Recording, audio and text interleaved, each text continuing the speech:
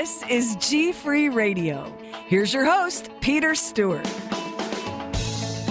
Episode 50 of the GFree Radio Show, and in this week's edition, how gluten can alter your tongue. Yep, there are various reasons why doctors ask you to stick it out, and another clue to how well you're coping with your GFree diet is one of them. We'll explain why.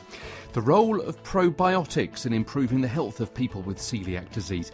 If you're bamboozled by the various mini bottles of probiotic drinks available, all with different cultures, we'll point you to a great resource that explains the different strains so you can make an informed choice and so get better faster. And okay, so we know that we're always fighting against the gluten, but on the way in this week's episode, what some people reckon could be the next big food allergy just around the corner, and it's one that could knock us for six. We have the second and final part of our conversation with Jennifer Fugo, the GFree expert in Philadelphia. She talks with us about sugar, processed food, and how to be savvy when it comes to being a coeliac. We're here for one of the dieticians at the UK-based GFree food company Glutafin on how a coeliac can eat well and live well, and how they're working closely with the NHS to get their food back on prescription. There's a reminder that this isn't the first time that producers of ordinary bread and pasta have taken a bit of a beating. OK, it's gluten now. Can you remember what it was 15 or so years ago? We'll remind you. Plus, the tweets of the week, 5 common mistakes made by GFree first-timers, and why Passover is a great time for coeliacs, whether you're Jewish or not.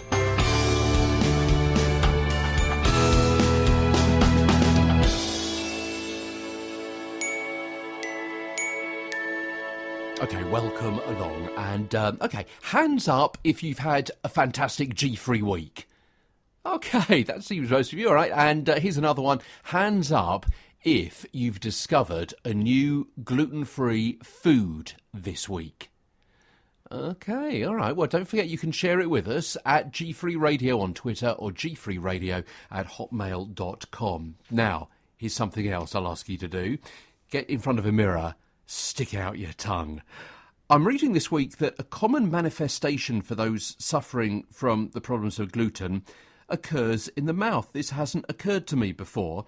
There are some pictures, quite graphic actually, at glutenfreesociety.org of various tongues, one of which is shows what they call a beefy dark red appearance with many grooves. It's also apparently sometimes referred to as a magenta tongue.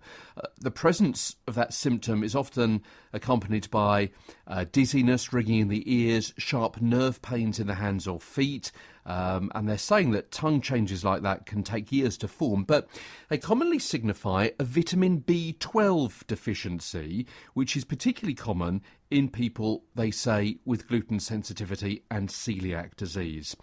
They point out that because gluten can damage both the acid-producing cells of the stomach as well as the carrier shuttle for vitamin B12, the deficit can be present even when the diet contains plenty of B12 itself, which is found in chicken, beef, fish, eggs, lamb and pork. And also points out that if you're trying to follow a vegetarian diet, you're also at a high risk for developing vitamin B12 deficiency. Vitamin B12 repairs and replicates DNA and RNA. That's necessary for growth and healing. It's also needed for the production of the insulation that surrounds the nerves in the brain and the spinal cord. So that kind of goes around the dizziness and also the kind of brain fog as well that we often hear referred to on the programme. Protection from cardiovascular disease, protection from the development of dementia as well, and also the maintenance of energy production, and also aids in sleep regulation as well by helping produce melatonin. How do we get adequate levels of B12? Well, as I say, meat and animal products, the nutrient is broken down from those foods in our stomach through the action of acid. And as it says here, quote, then it's picked up by intrinsic factors and shuttled into our small intestine to be absorbed into the bloodstream. Those with gluten damage to the stomach and intestines have a very difficult time digesting and absorbing this particular vitamin, and often it can take 6 months or a year on a GFree diet to begin processing vitamin 12 properly. That is why they say supplementation can play a valuable role in health recovery. Common health problems and symptoms linked, as I say, to vitamin B12 deficiency. We've mentioned some of these already. Brain fog or just kind of confusion, lack of mental clarity, depression, fatigue, joint and muscle pain, inability to remember words or important tasks. If you can't fall asleep or stay asleep, that could point to a problem with lack of B12, or at least the lack of absorption of it. Numbness or tingling in your hands or feet, loss of balance, dizziness, ringing in the ears, irritability. Don't get me started on irritability. Lab tests that show low platelets, red or white blood cell counts and so on. Again, a health warning that before you start taking supplements and so on, do check with your health professional before you take that further. But as we often say as well, to be forewarned is to be forearmed. You can check out some more information on how gluten can alter your tongue and what that could show about what is going on in your stomach at glutenfreesociety.org. Check that out. Some more health information, and then we'll carry on with our fascinating interview that we started last week with Jennifer Fugo from the Gluten Free School in Philadelphia. And if you've ever been maybe advised or thought about going into the supermarket and picking up one of those little small bottles of probiotic drinks, I don't know about you, but I've realised that there are several different, obviously, company names, but more recently realised they were because of the different strains, in part, of the various friendly bacteria, as they call them in the adverts, that are available. How do I know which one is friendliest to me? Which one is going to do me the best, do the good works in the stomach that I'm particularly after? I've never seen this written down anywhere. I've never been told by a dietitian or a doctor or a gastro expert. However, there's a fantastic resource that we came across recently, which I thought I'd pass on to you. Let's just step back a little bit, first of all. Compared to healthy individuals, people with active celiac disease are characterised by higher numbers of gram-negative bacteria known to activate pro-inflammatory processes and lower numbers of gram-positive bacteria benefiting the gastrointestinal tract and anti-inflammatory responses. Furthermore, recent studies of children with celiac disease show that even a strict compliance with the gluten-free diet does not completely restore the normal gut microbiota. I'm taking this from coeliac.com. The choice of probiotics, it says, is a really difficult issue, and it lists all the different probiotic strains that may benefit you if you have celiac disease or gluten intolerance. Let's see how many here there are. Really, really complicated names, and they go into, as you might expect from that wonderful site, quite a bit of detail. We've got Lactobacillus acidophilus, that is number 1, and they've also got 2, 3, 4, 5, 6, 7, 8, 9, 10. 10 different ones, all which do slightly different things by killing various bacteria or promoting other prevention and so on, a reduction of this, or help with intolerance to something else, or guard against inflammatory of something else as well. Really well worth looking at that article. It's in coeliac.com, and it's all about the role of probiotics in improving gut health in celiac disease. Celiac disease in the title and also in the name of that website, of course, without the O. And just ahead of one of 2 interviews, so Jennifer Fugo coming up in a few moments' time, our health professional from Pittsburgh in the United States, really, really prolific on social media, as well as other media as well. So we'll continue and indeed conclude our conversation with Jennifer in a matter of moments. And also hearing from a dietitian with the UK gluten-free food company Glutafin coming up a little bit later on in the show as well. But before we join up with Jennifer, is corn the next gluten? From mindbodygreen.com, Corn, like gluten, is in everything from medications and chewing gum all the way to health and beauty products like toothpaste and makeup. And this article says that a quick glance at the listed ingredients of most processed foods will more often than not reveal some obvious sources of corn. For example, HFCS. Yeah, have you seen that? Do you know what that is? High fructose corn syrup. There's also corn oil and corn starch, but just like gluten sometimes hides under ingredients like MSG and malt, corn can be lurking behind other names. Dextrose, xanthan gum, natural flavours, free-flowing agents, vitamin E, ascorbic acid, citric acid, cellulose. These are the ones mentioned at mindbodygreen.com. But although corn is touted as a healthy food, just like gluten, it can cause a leaky gut. This is because to many people's bodies, the protein in corn can look like gluten and they cross-react to it. So essentially, if you're still having issues with your health after removing gluten from your diet, consider the very real possibility that corn could be a major contributor to that. Check out with your health professional, your GP, your doctor, your dietitian, gastroenterologist, or whoever you turn to for advice on such matters before you get too worried about corn, but maybe worth flagging up to them in case they are not aware. This is GFree Radio. Follow us on Twitter. We're at GFree Radio, and coming up a bit later on in this week's show, why Passover could be good for coeliacs, even if you're not a Jew. But first, let's continue our conversation with Jennifer, the US-based gluten-free advocate, Jennifer Fugo. Last week, we heard about her on gluten-free and her gluten-free story, how she got to be on the diet, how she helps other people. Now she knows what she knows. This week, more on healthy eating, sugar, and also how you can be what she calls a savvy coeliac. Our bodies need sugar in order to survive. It's not, I don't want people to get the wrong impression, but the problem is that we eat so much sugar. And with a gluten-free diet, there's bulk missing from gluten-free flours.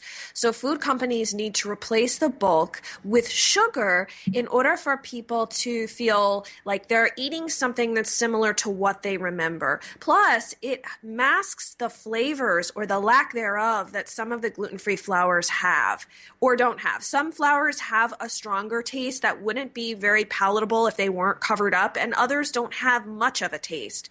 Plus, because this is the other piece of the sugar component, is that even though there's sugar added, a lot of the gluten-free flours are very high glycemic. So they convert to sugar in the body. So not only are you eating sugar that's added to the recipe or to the, we'll just say like the cake mix that you pick up at the store, the flours in it also convert to sugar. So it's sort of like a double whammy that gluten-free folks will end up with in eating a gluten-free diet, is just eating way too much sugar. And part of that is still buying, as you say, the stuff that's ready-made off the shelf or the mixes rather than doing it at home, isn't it? And I guess a lot of times people are succumbing to the temptation of getting a mix because it's easy, but actually it's so much more expensive than doing it yourself, isn't it? And that's another really big problem for coeliacs and people who are living gluten-free. The whole expense of it all can really hit your pocket.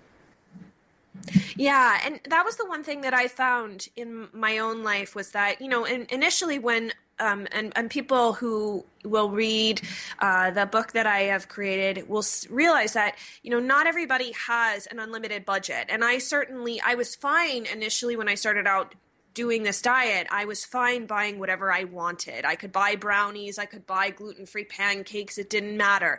But when my husband had lost his job, it no longer became feasible for me to spend that much money. And I had to find creative ways in order to save money.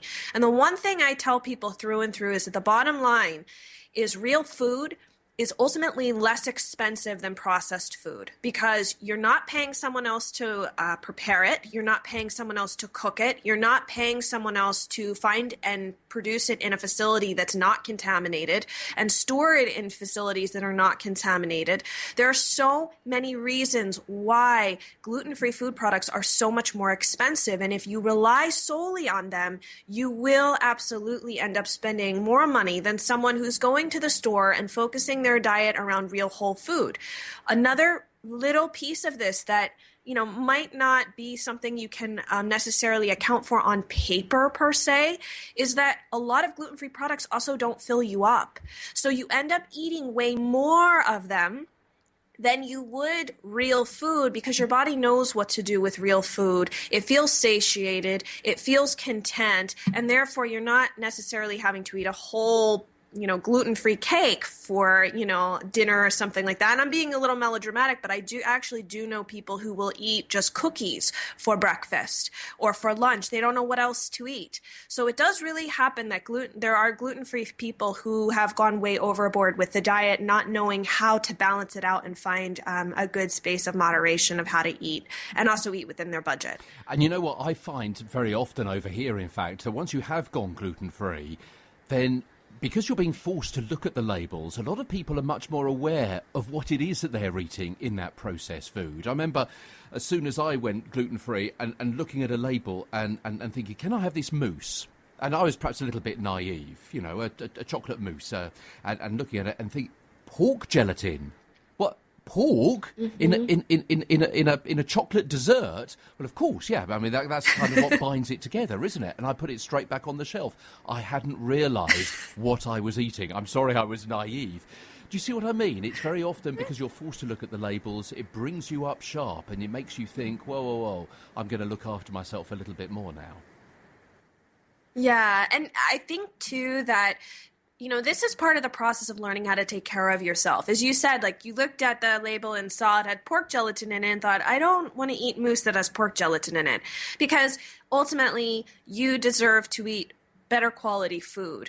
And as people become more savvy in what they eat and their commitment to taking care of themselves, they start to say, well, wait, I don't necessarily want to eat high fructose corn syrup, for example, or hydrogenated oils, which are unfortunately in a lot of food, at least in the United States.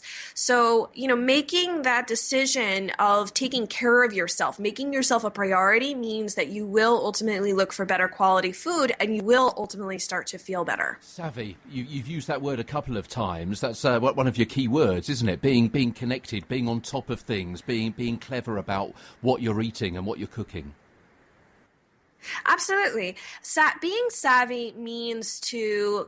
I think you've probably heard of the term to hack something. It's a new term that we see a lot on the internet. And it's about being really committed to finding creative ways to getting around a problem.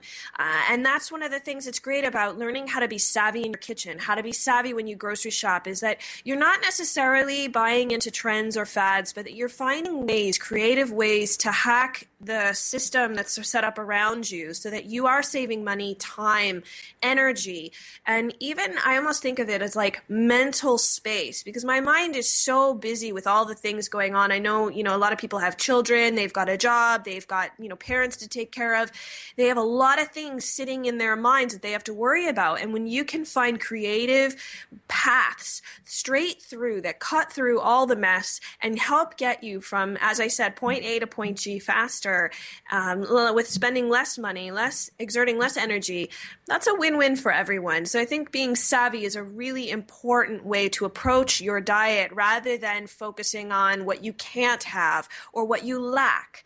It gives people a sense of being empowered. Okay, well, I know you're really, really prolific in the gluten-free world. We'll give you a chance to plug your books and your website and so on in a few moments' time. First of all, Jennifer, I'm going to put you to the test. So you're suggesting we look after our time, our energy, our mental space. So, have you got 3 tips for us right now that we can take away and use today? Yeah, the one thing that I would say is that a lot of things can be frozen, and people should absolutely use their freezer more often. So freeze leftovers. Do not let them go bad and throw them away because you're wasting money. And you should always make leftovers and freeze them.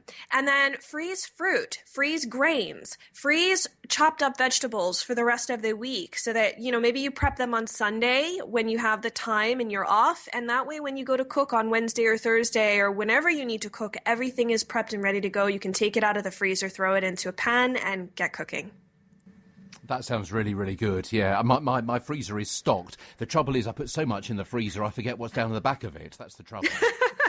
I always suggest to my clients to actually leave a list on the front of the freezer and write what is in which containers, and also mark the containers with tape and some sort of permanent marker, so that you know what's in it and the date that you put it in the freezer. That way things are less likely to get lost. And would you suggest that if one person in a family of, say, 3 or 4 is gluten-free, that the whole family goes gluten-free? I mean, that does solve an awful lot of problems, doesn't it?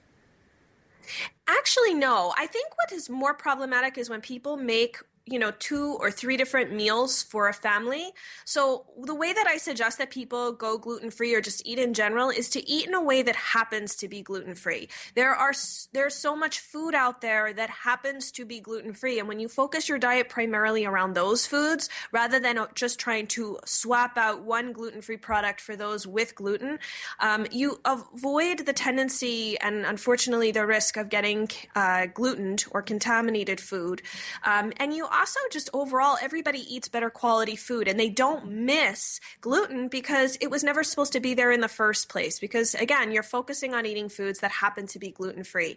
And lastly, a family that eats together, a family that eats one meal is a lot happier and more harmonious than a family that's eating 2 different meals with part of the family being jealous of what everyone else is eating.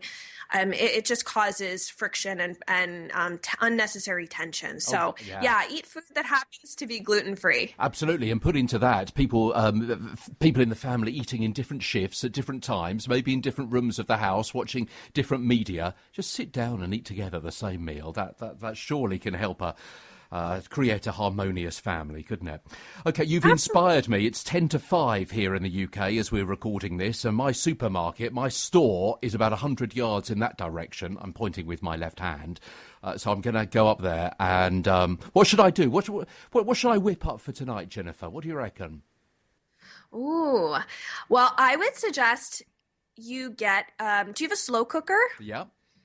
Okay, so get a slow cooker, and if you purchase some Italian sausage that happens to be gluten-free, you can put that in a slow cooker with some chicken stock and a can of crushed or diced tomatoes, and add in, say, a bay leaf, some thyme, maybe some oregano, and then onions, carrots, some celery, all chopped up.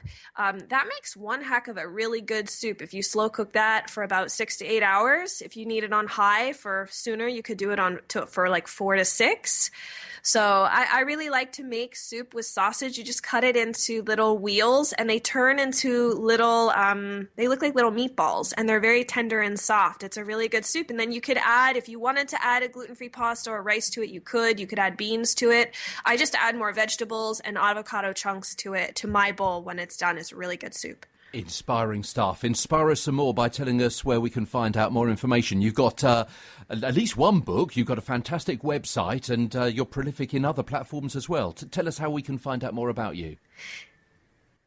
So my website is glutenfreeschool.com. You can find all of the information about me there. I'm also on Facebook, Twitter, Pinterest, Instagram, and everything can be accessed through my website. My book is called The Savvy Gluten-Free Shopper, How to Eat Healthy Without Breaking the Bank, and that will be available very soon, again, through my website. And if anybody is interested and they'd love to know how could I eat a little more savvy food that happens to be gluten-free, you're more than welcome to go to glutenfreeschool.com/gift and download my ultimate 7-day gluten-free meal plan. A gluten-free foodie admits a few mistakes later on in this week's episode. Hello, I'm Peter Stewart. Hope you've had a good G-free week and you're looking forward to the next 7 days. And hopefully we're arming you with a bit more help and information to help you on your way, wherever you are in the world. This is the world's only weekly G-free podcast. And we're really pleased to have you along. Our numbers are growing all the time. For that, we are very, very grateful.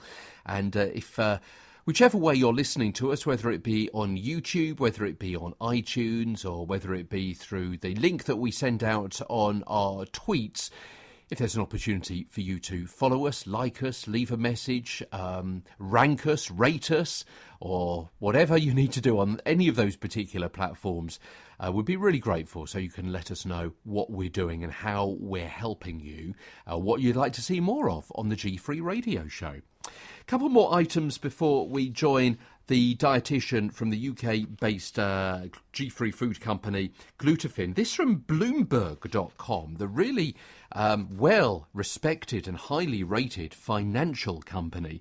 They do an awful lot of news on business and industry and the numbers which relate to them. And they've been taking a look recently at grain and gluten-free foods and so on. And just to point you in the direction of a couple of paragraphs that they've written in this quite lengthy report, very in-depth and very well received, certainly by me, written by Matthew Boyle, one of the Bloomberg reporters in London, as it happened.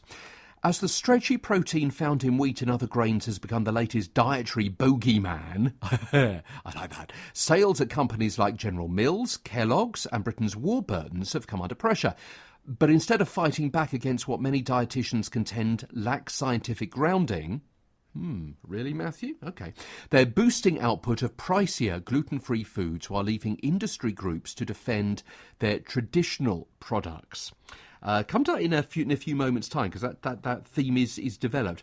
But it says here, Nicholas Faraday, who's an analyst at Rabobank, says consumers, rightly or wrongly, have made a connection between gluten-free and healthy. So they are particularly concentrating on the gluten-free diet rather than the coeliac diet. If you get my drift about the difference, obviously, between the two. Grain companies are hoping this trend crashes and burns sooner rather than later. Well, you would, wouldn't you? If you are producing wheat and so on, you're going to hope that those people who aren't medically diagnosed of having to be on a GFree diet come off it and start buying the wheat and the rye and the barley all over again. But, Nicholas Faraday says, any trend is a marketing opportunity. Quite interesting because this is what the article really talks about, the marketing opportunity that has been realised by these companies. And they quote the example of General Mills, who make Cheerios. They've transformed most of their Chex cereal brand into gluten-free by replacing barley malt syrup with molasses. Sales of Chex have jumped by at least 10% in each of the past 3 fiscal years, while the $6 billion breakfast cereal category has remained stagnant. They've worked out that they can make a good buck there. Good on them, you know. And as we often say on the programme, we can personally, and I know the feedback from you guys as well, get particularly annoyed when there is gluten in food where there doesn't need to be gluten in food. And certainly General Mills, by replacing barley malt syrup with molasses, seems to have worked out that they can do that. The company makes over 400 gluten-free products, including versions of its Pillsbury cookie dough and Betty Crocker baking mixes. Bloomberg.com goes on to talk about Mark Lang, who's a food marketing professor at St. Joseph's University in Philadelphia, where Jennifer Fugo is from, says grain producers won't criticise the anti-gluten authors, we know who they are, for fear of fueling sales of their books or offending those with celiac disease who really must avoid gluten. That's really clever PR, isn't it? Yeah, don't highlight the knockers of what you're doing. Just carry on, just plough your own furrow and make something for people which will fit into their diet, which kind of pacifies the wheat belly people of this world. That's really clever. That's really clever. And kind of rise above it, if you like. Large companies have learnt not to overreact to these flash trends, says Mark Lang. There's nothing to gain. You've got everything to lose. Grain companies are making the most of the dietary shift. On Amazon.com, gluten-free Rice Krispies, 29 cents an ounce, versus 17 cents for the original kind. Warburton's gluten-free bread is about £5 per kilo. That's $8, more than twice the price of its regular bread. But the article goes on, the higher prices reflect the additional cost to produce gluten-free foods, which have many more ingredients and are made in smaller batches in separate plants to prevent co-mingling, according to Warburton's. Co-mingling. I've never heard that word. Is that a word? I mean, I've said it, so I suppose it must be, but commingling? All right. This isn't the first time grain makers have been dragged through the mud. Oh, yeah, this is what we were talking about at the top of the show. 15 years ago, diets that limited carbohydrates sent sales of white bread and pasta plummeting. So good to kind of get that take, if you like, from the various companies on whether or not they should be criticising the GFree diet and that conscious decision that they're not. And the reasons why will give those those authors too much publicity. Okay, so we've got our interview with Glutafin coming up. Also, those allergic food mistakes, our tweets of the week as well. But first of all, Easter. Also, it's Passover as well, of course. And this really interesting article, jta.org, about how Jews and non-Jews with health concerns find the Passover aisle liberating. I'd never thought of this before. I'm going to really check this out. Foods omitting ingredients which are bothersome or dangerous to those with sensitivities or allergies find a market among people who don't observe Passover but look for items with kosher for Passover certification. They include people who avoid products like the ones which contain gluten, and they seek items that substitute potato starch for wheat because of the holiday's prohibitions against consuming leavened products. Rabbi Menachem Genak, Chief Executive Officer of the Kashrus Division of the Orthodox Union, said he can't quantify the sales of such items to those not observing Passover specifically, but who buy products for medical reasons. Still, like for kosher products year-round, quote, the market is larger than for people who are just concerned with kosher dietary laws. So what they're saying is that very often the food in that kosher aisle or department of your local store or supermarket would have wheat in. But for Passover, they make it without wheat, and all of a sudden there's a food there that a coeliac can buy into and eat, even though they're not Jewish. Specifically, Cynthia Cupper is the executive director of the Gluten Intolerance Group in Seattle, a Methodist who's got the disease, who's got celiac disease. She says even my non-Jewish friends will go out and look for things not produced except at Passover. Jules Shepherd, friend of the show, says Passover is not just for those in the Jewish faith and urges readers of her blog to take a few extra minutes the next time you're in the grocery store and peruse the kosher section for gluten-free products. And Joel Schnur, a Brooklyn resident with Crohn's disease, keeps strictly kosher year-round, stocks up on gluten-free Passover products, ordinarily unavailable. So, this past week, this article says at jta.org, Joel spent $1,500 on kosher for Passover gluten-free products, $1,000 just on 15 cases of chicken soup in containers, the rest on cake mixes and croutons and faux breadcrumbs as well. And he checks the ingredients on packages anyway to ensure that there's no cross-contamination or anything. The gluten-free offerings at Passover time are, quote, like manna from heaven because they expand my ability to eat more products. So the advice, the tip there is check out the kosher aisle, particularly around Passover, particularly just after Passover, I guess, as well, when they're selling off some of the food that wasn't actually bought. A money-saving tip there from GFree Radio. You can follow us on Twitter at GFree Radio. This is GFree Radio. I've always got a pen in my hand as I present the show. It's a kind of safety net, if you like, so I can make last-minute changes to the script or jot down a few notes and so on. And my current pen of choice is a freebie from the company who features next on our programme. Glutafin has been making GFree food for over 30 years. They're on prescription in the UK and also available via your pharmacy. And recently I caught up with Jacqueline from Glutafin at a recent Free From food show.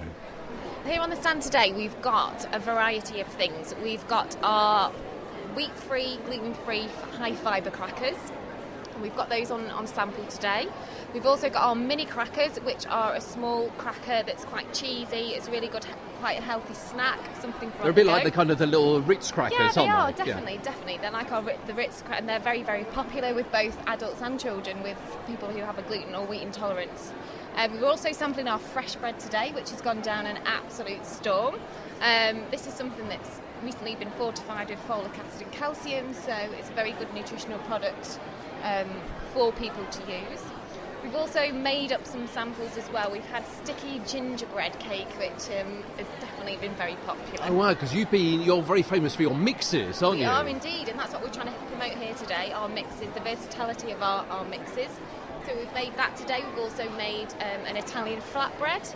And we've also made some wraps. So we've got our fantastic chef, Michael McCamley, who's very famous in the gluten-free world, as he is his fellow coeliac himself. He's been doing some cookery demonstrations here on the stand. So we've been trying to show people how easy it is to cook with our products and use our products and give people more ideas to try and sort of make their gluten-free diet a lot better and a lot more exciting.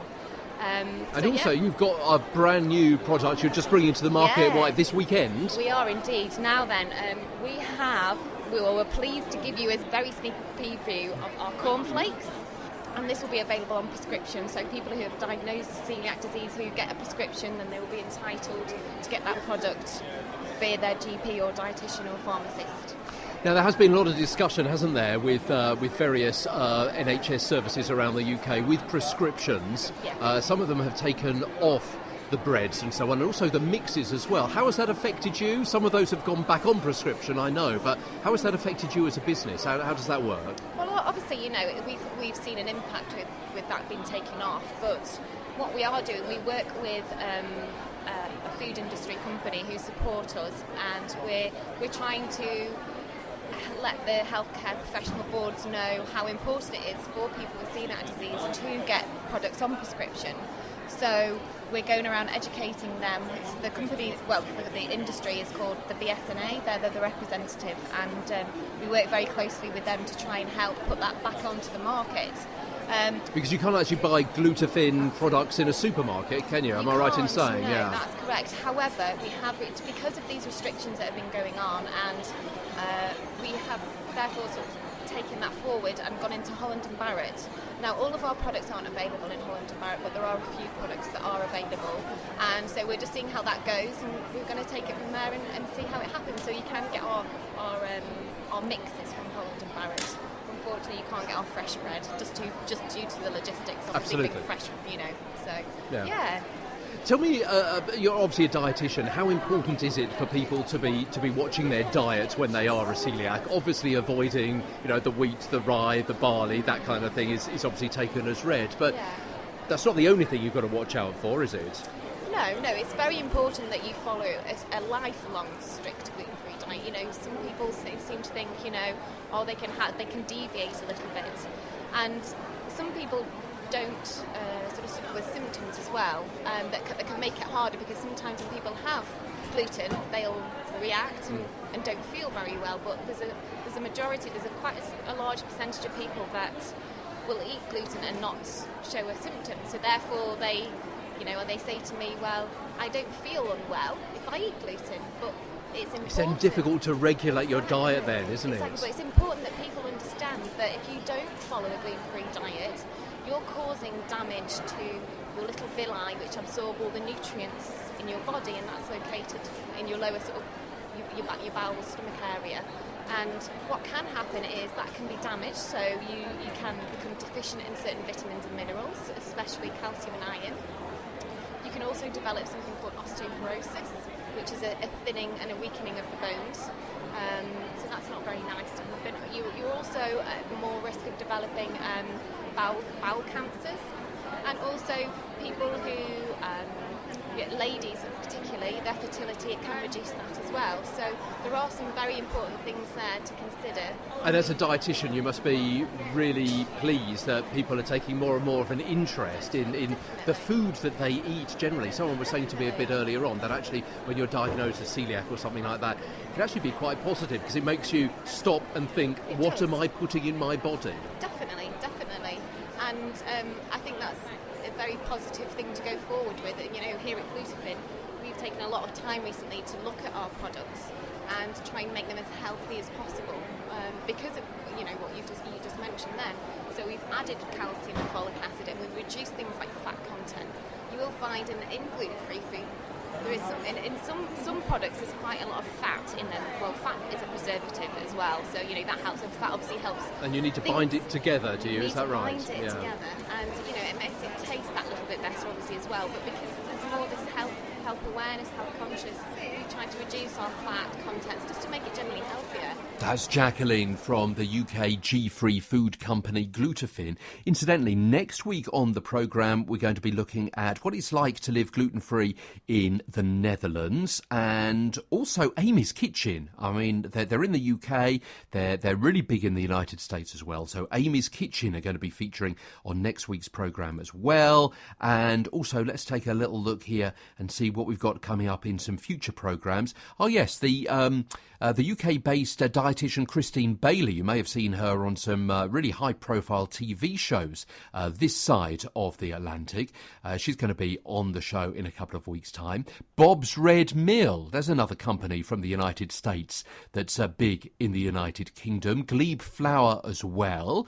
Glebe Flour, they do an awful lot of mixes and flours as well. What else have we got coming up? We're going to be looking in one episode in a month or so's time, month, 6 weeks, small independent cafes and small independent companies which are doing some really different things, some really innovative foods. We're not talking about just the cake mixes and so on. So it's going to be really interesting to hear from them. Also, don't forget our special programmes from the Allergy Show, the Allergy and Free From Show, to give it its special name. It is the biggest one in Europe that we're going to be going along to in July, as we did last year. We launched the GFree radio show there last year. We'll be there again this year. And also, what have we got? So many more interviews and chats and looking at various gluten-free coping techniques and tips and techniques coming up over the next weeks and months and fingers crossed years as the GFree radio show continues. Just ahead of our tweets of the week, an allergic foodie admits mistakes courtesy of adventuresofanallergicfoodie.com, and 1. I thought wheat-free meant gluten-free. 2. I followed the 3-second rule. These croutons were only on the salad for 3 seconds. Doesn't matter. A nanosecond of cross-contamination will make me sprint to the restroom as though my feet were on fire. 3. The week I found out I had coeliac disease, I bought a big loaf of spelt bread. After all, it wasn't wheat bread, so it must be gluten-free, right? And it tasted like cardboard, so it must be gluten-free. Spelt caused me to crawl under my bed for 7 days. Not exaggerating. Didn't know gluten was in barley as well. 4. I just skimmed ingredients lists. Now I know you've got to read every word carefully. Twice. 5. I was shy in restaurants. I was an introvert. I didn't like to make a fuss. I didn't like to talk to the serving staff. Now I'm very specific. Tweets of the week now. These are the 140 characters or so that we've been alerted to that have caught our interest or inspired us over the course of the last 7 days or so. So if you've tweeted to @GFreeRadio, or maybe you've mentioned us in your tweet about gluten or celiac related issues, it may be that you're about to be mentioned, or do it in the future and you may be mentioned in the future as well. So this from Sarah Middlemas. I found somewhere that makes gluten-free calzones. If there was proof that a God exists, this would be it.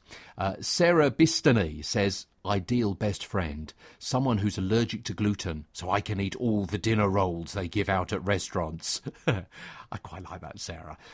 Also, what else have we got here? We've got Jack, Drumjack21, who says celiac disease, an autoimmune condition causing your intestines to start an historical reenactment of Vlad the Impaler's life if you eat gluten. Jack, you can be quite right. I think you've cut to the nub and the gist of this particular story. Also, let's move on and look at the Toodle scripts. R.J. Kinsley, to give her real name. Whichever... I've edited this because there's a bit of a cheeky word there in the middle, but whichever person invented wheat and gluten-free tiffin cake, there is a special place in hell for you. I'm going to be the size of a house. Which I thought was quite fun. Let's move on to another more recent ones. Cyanzorus at SIANZ, who tweeted in the week, gluten, wheat and dairy-free biscuits taste like stale cardboard and feel like cork. On the plus side, I now have a lot more hot mug placemats. There's some fantastic comments, and some people really get to the core of living gluten free. I love Twitter, the way that it can just get to the heart of a matter in those 140 characters, as Alice Kristen seems to have done. This is another one which takes a bit of a pop at us, but I'm going to read it out because it's actually quite funny, and there's a certain grain, excuse the pun, of truth in this. When you cross paths with a gluten-free eater, you're usually in for a serious discussion about digestion, depression, and lack of attention. You know what? I think they're probably right. Rianne Gordon tweeted, our Ireland adventure now comes to an end. Thank you for the great gluten-free options, even in the local pubs. And I've heard this about Ireland. I've been to Ireland a couple of times, not been since I was diagnosed, 7-8 years ago. So it's really nice to know from someone who has been there, and certainly there's an awful lot of really, really good food production coming out of Ireland that is gluten-free.